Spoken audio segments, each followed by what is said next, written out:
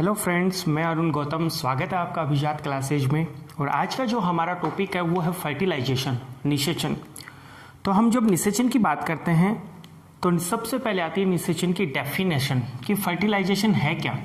तो हम बोलेंगे कि मेल और जो फीमेल गैमेट है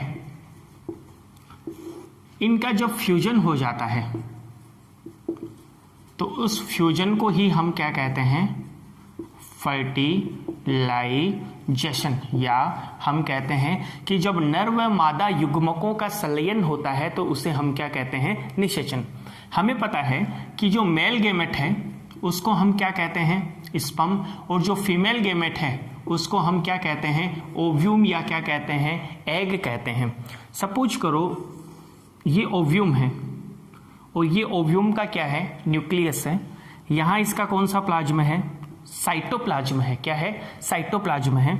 और इसके अंदर ये क्या प्रविष्ट हो गया, इसके अंदर ये प्रविष्ट हुआ है कौन, स्पर्म। स्पर्म ने इस ओव्यूम को पेनिट्रेट किया, इसको भेद दिया और इसके अंदर प्रविष्ट हो गया। इस प्रोसेस को हम लोग क्या बोलते हैं, फर्टिलाइजेशन की क्रिया बोलते हैं। कौन सी क्रिया बोलते हैं इसको, फर्टिलाइजेशन की क्रिया बोलते हैं। सामान्यतः जब मेल और फीमेल गैमेट आपस में जुड़ जाते हैं तो इसे टेक्निकल भाषा में सिनगेमी कहते हैं, सीनेगेमी कहते हैं। क्या कहते हैं इसे, सीनेगेमी कहते हैं। और जब ओव्यूम और स्पर्म के साइटोप्लाज्म आपस में मिले, क्या आपस में मिले, साइटोप्लाज्म आपस में मिले, अर्थात इनका क्या आपस में मिले, कोशिका द्रव्य आपस में मिले, तो इसे हम कहते हैं प्लाज्मा गेमी। क्या कहते हैं, प्लाज्मा गेमी। तो वापिस से सुन लेना, सबसे इजी डेफिनेशन जो है वो है कि मेल और फीमेल गैमेट यानी शुक्राणु और अंडाणु का आपस में मिलना या जुड़ना या उनका संलयन होना क्या कहलाता है, निषेचन कहलाता है। अब हम बात करते हैं कि अंडाणु और शुक्राणु या युग्मक जब आपस में मिलते हैं तो इसे टेक्निकली जो लैंग्वेज है, तकनीकी रूप से इसे अपन क्या बोलते हैं, सीनागेमी बोलते हैं। जब इन दोनों के, ओव्यूम के और स्पर्म के, इन दोनों के आपस में साइटोप्लाज्म मिलते हैं तो हम उसे अपन क्या बोलते हैं, प्लाज्मा गेमी कहते हैं। क्या कहते हैं, प्लाज्मा गेमी कहते हैं। और जब इसका न्यूक्लियस यानी ओव्यूम का न्यूक्लियस और स्पर्म का न्यूक्लियस, अब न्यूक्लियस क्या, न्यूक्लियस केंद्रक है। केंद्रक की अपन ने स्ट्रक्चर पढ़ी थी कि डबल मेम्ब्रेन होता है। कैसा होता है, डबल मेम्ब्रेन। यदि न्यूक्लियस को अपन जूम करते हैं ना तो ऐसी कुछ स्ट्रक्चर दिखाई देती है। ये यहाँ पर जर्म पोर है, न्यूक्लियस पोर बोलते हैं, केंद्रक छिद्र बोलते हैं। ये वाला आप लोगों का क्या तैयार हो गया, न्यूक्लियस तैयार हो गया। अंदर की साइड में क्रोमेटिन जो नेट पाया जाता है, यू क्रोमेटिन और हेटेरोक्रोमेटिन और प्रोटीन पाई जाती है। ये आगे कोशिका, ये न्यूक्लियस है। क्या है ये, न्यूक्लियस। ये साइटोप्लाज्म है और जो और सेल ऑर्गेनल्स है वो यहाँ पे जाते हैं। तो अपन क्या कहेंगे कि अंदर की साइड में भी लिक्विड पाया जाता है जिसे हम कैरियोप्लाज्म बोलते हैं। क्या बोलते हैं, कैरियोप्लाज्म या केंद्रक द्रव्य बोलते हैं। तो मैंने आप लोगों को दो तकनीकी शब्द बताए। एक तो बताया सीनेगेमी कि युग्मकों का संलयन, शुक्राणु और अंडाणुओं का मिलना क्या कहलाता है, सीनागेमी कहलाता है। दूसरा मैंने आपको ये बोला कि शुक्राणु और अंडाणु, ओव्यूम और जो स्पर्म है, इसके साइटोप्लाज्म जब आपस में मिलते हैं तो उसे अपन क्या कहते हैं, प्लाज्मा गेमी। अब तीसरा देखो क्या बता रहा हूं, कैरियोगेमी। क्या बताया है, कैरियोगेमी। कैरियोगेमी क्या है, जब ओव्यूम और स्पर्म का केंद्रक द्रव्य, कौन सा द्रव्य, केंद्रक द्रव्य आपस में समेकित होते हैं तो उसे हम क्या कहते हैं, कैरियोगेमी कहते हैं। कितने टर्म्स हो गए, 3 टर्म्स हो गए। और चौथा जो इक्वेशन और बनता है, एम्फीमिक्सिस, उभय मिश्रण। इसका क्या डेफिनेशन है, इसकी डेफिनेशन क्या है कि जब स्पर्म और ओव्यूम दोनों के क्रोमोसोम आपस में जुड़े, दोनों के गुणसूत्र आपस में जुड़ते हैं तो इसे हम क्या कहते हैं, एम्फीमिक्सिस कहते हैं। तो आप लोगों को मैंने फर्टिलाइजेशन से रिलेटेड, निषेचन से रिलेटेड 4 डेफिनेशन बताई है। सबसे पहले नंबर पे यदि आपको कोई पूछे कि निषेचन क्या है तो आप लोगों को पता होना चाहिए कि शुक्राणु और अंडाणुओं के संलयन को क्या कहते हैं, निषेचन कहते हैं। कैरियोगेमी किसे कहते हैं, शुक्राणु और अंडाणु के केंद्रक द्रव्य को मिलने को कैरियोगेमी कहते हैं। प्लाज्मा गेमी किसे कहते हैं, शुक्राणु और अंडाणु के कोशिका द्रव्य के मिलने को प्लाज्मा गेमी कहते हैं। और एम्फीमिक्सिस किसे कहते हैं, जब शुक्राणु और अंडाणु दोनों के आपस में क्या मिल जाए, क्रोमोसोम आपस में मिले तो उसे हम क्या कहेंगे, उसे हम कहेंगे एम्फीमिक्सिस। तो ये तो कुछ टर्म्स हुए फर्टिलाइजेशन के। फिर उसके बाद में अपन कहेंगे कि ये जो फर्टिलाइजेशन है ये कितने प्रकार का होता है। तो हम कहेंगे कि फर्टिलाइजेशन जो सामान्यतः है वो 2 प्रकार का होता है। कितने प्रकार का होता है, 2 प्रकार का होता है, जिसके बारे में मैं आप लोगों को बताता हूं।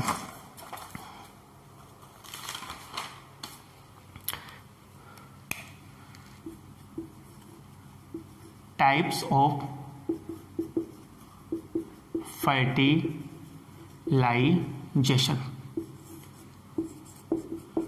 एक्सटर्नल यानी बाह्य, और कौन सा है, इंटरनल यानी आंतरिक। एक्सटर्नल किसे कहते हैं, बाह्य निषेचन किसे कहते हैं। निषेचन का मतलब आप लोगों को पता है कि गैमेट्स का आपस में मिलना। एक्सटर्नल किसे कहते हैं कि जब दोनों युग्मक शरीर के बाहर मिले तो उसे हम कौन सा निषेचन कहेंगे, बाह्य निषेचन कहेंगे। तो शरीर के बाहर कहाँ मिलते हैं ये मिलते हैं कौन से माध्यम में, जलीय माध्यम में। कहाँ होता है ऐसा निषेचन, सामान्यतः किसमें पाया जाता है, फ्रॉग में, फिश में और इकाइनोडर्मेटा संघ के जीवों में। कौन से संघ के जीवों में, इकाइनोडर्मेटा जो फाइलम है उनके जीवों में कौन सा निषेचन पाया जाता है, बाह्य निषेचन पाया जाता है। इसमें नर और मादा जो हैं वो अपने गैमेट्स को पानी में छोड़ देती है और पानी में ही वो आपस में मिलते हैं, वो शरीर में आपस में नहीं मिलते, इसलिए हम उसे कौन सा फर्टिलाइजेशन कहेंगे, एक्सटर्नल फर्टिलाइजेशन कहेंगे। अब बारी आती है कौन से फर्टिलाइजेशन की, इंटरनल फर्टिलाइजेशन की। ऐसा निषेचन जो बॉडी के अंदर कंप्लीट हो, किसके अंदर कंप्लीट हो, बॉडी के अंदर कंप्लीट हो, इसे हम कौन सा निषेचन बोलेंगे, इंटरनल निषेचन, आंतरिक निषेचन या internal fertilisation.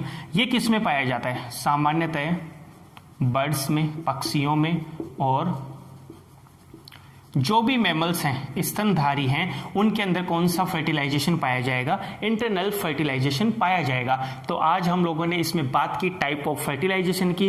Types of fertilisation की बात करने के बाद में जब फर्टिलाइजेशन की प्रोसेस अपन पढ़ेंगे तो उसको हम समझें। हम पढ़ेंगे ह्यूमन में फर्टिलाइजेशन पढ़ना है, ये तो केवल मैंने आपको इंट्रोडक्शन बताया है कि किस प्रकार से निषेचन की क्रिया होती है, कौन कौन से टर्म्स होते हैं। और अब निषेचन को समझने से पहले मैं आप लोगों को बताता हूं एक डेफिनेशन जो पहले भी मैं बता चुका हूं, इंसेमिनेशन, वीर्यसेचन। क्या है इंसेमिनेशन, वीर्यसेचन क्या है। तो फीमेल रिप्रोडक्टिव जो सिस्टम बनाया था,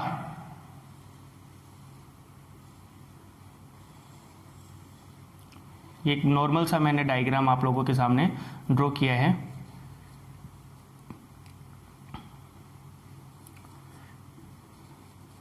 ठीक है, तो वीर्यसेचन क्या है, ये वेजाइना वाला पार्ट है। कौन सा पार्ट है, वेजिना वाला या वेजाइना वाला पार्ट है। यहां पे मेल जो है अपने पेनिस के द्वारा क्या करेगा, यहां पर सीमन, वीर्य का इजेकुलेशन करेगा, वीर्य का स्खलन करेगा। इसे ही हम क्या कहते हैं, वीर्यसेचन कहते हैं। मेल के द्वारा अपने सेक्सुअल ऑर्गन या कोपुलेटरी ऑर्गन या अपने मैथुन अंग के द्वारा अपने सीमन या वीर्य को मादा के रिप्रोडक्टिव जो पाथ है या मादा की जो वेजाइना है उसमें अपने वीर्य या अपने सीमन को छोड़ना क्या कहलाता है, वीर्यसेचन कहलाता है। हो गया। जब इंसेमिनेशन की बात आई तो यही इसी से रिलेटेड एक इंसेमिनेशन और है जिसे हम बोलते हैं आर्टिफिशियल। क्या बोलते हैं, आर्टिफिशियल यानी कृत्रिम वीर्यसेचन। कौन सा वीर्यसेचन, कृत्रिम। ये क्या है कृत्रिम वीर्य सेचन? क्या है? सामान्यतः ये जो इंसेमिनेशन या कृत्रिम वीर्य सेचन है, ये पशुओं की नस्ल सुधार के लिए किया जाता है। किसकी नस्ल सुधार के लिए? पशुओं की नस्ल सुधार के लिए। सपोज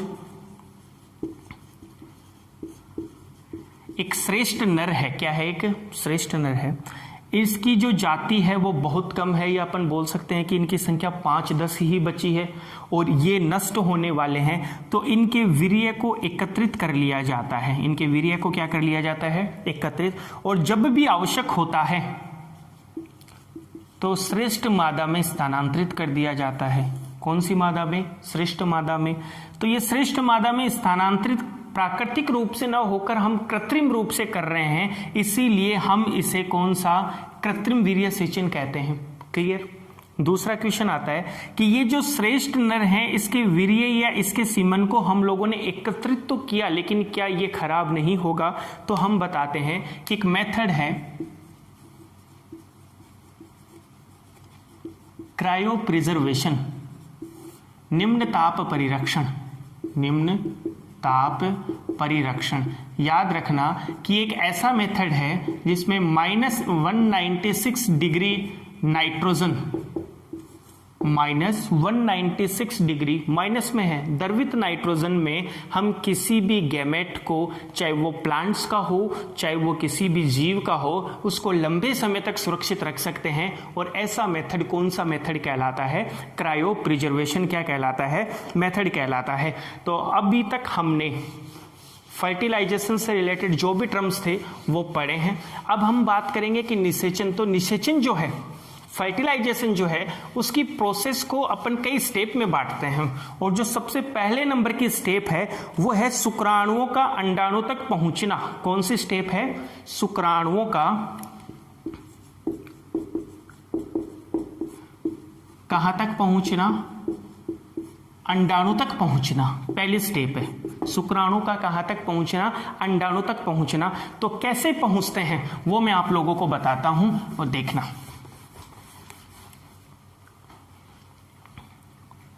ये हम लोगों ने ड्रॉ किया,